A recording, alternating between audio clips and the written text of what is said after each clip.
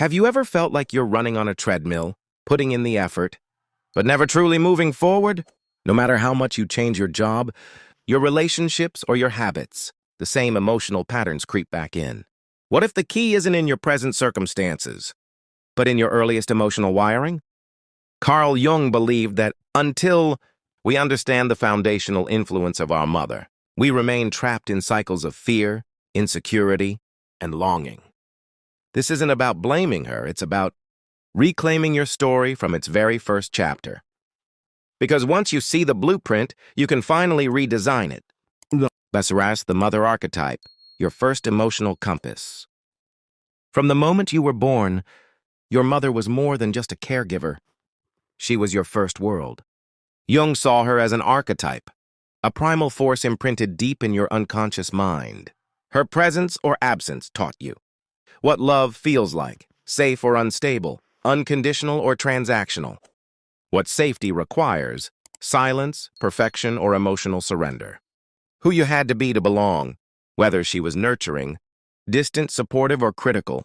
Her emotional fingerprint set the tone for everything that followed. And here's the unsettling truth.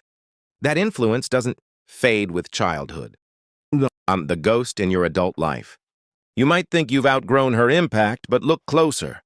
That boss whose approval you crave, that partner you mold yourself to please, that voice in your head whispering, "You're not enough." These aren't coincidences.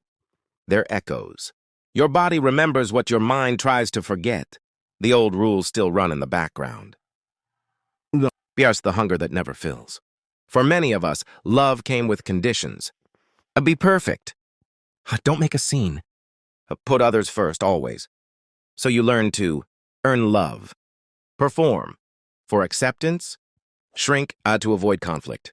And now, no achievement, no relationship, no amount of external validation ever sticks. That emptiness?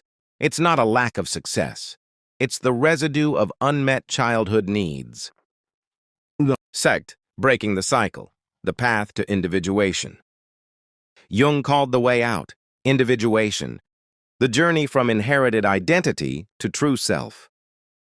This isn't about cutting ties with your mother. It's about cutting the invisible strings. Fakbrus, how to begin, unspot the projections.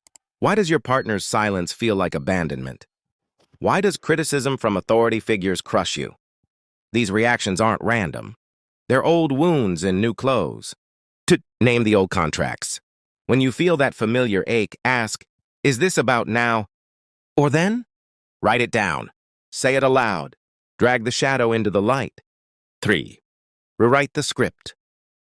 I no longer need to earn my worth. My voice matters, even if it shakes. Choose differently, one small act at a time. Here's the letting go. This journey isn't about becoming someone new. It's about coming home to who you've always been, beneath the adaptations, beneath the survival strategies. Your mother gave you the first chapter of your story, but the rest? That's yours to write. When you stop needing her to change, you change. When you stop begging for the love you missed, you become the source of it. The cycle ends here. Now your turn. What pattern are you ready to release? Name it in the comments. If this resonated, subscribe. This isn't just content. It's a roadmap back to yourself. Because healing doesn't start with forgetting your past.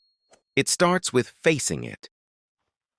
Fakaspa, key differences from the original. The stronger hooks, e.g., running on a treadmill but versus moving forward. Sharper pacing, shorter paragraphs, more visceral questions. Deeper emotional pull, phrases like the hunger that never fills. Clearer action steps, numbered breakdown for individuation. More conversational, yet authoritative tone.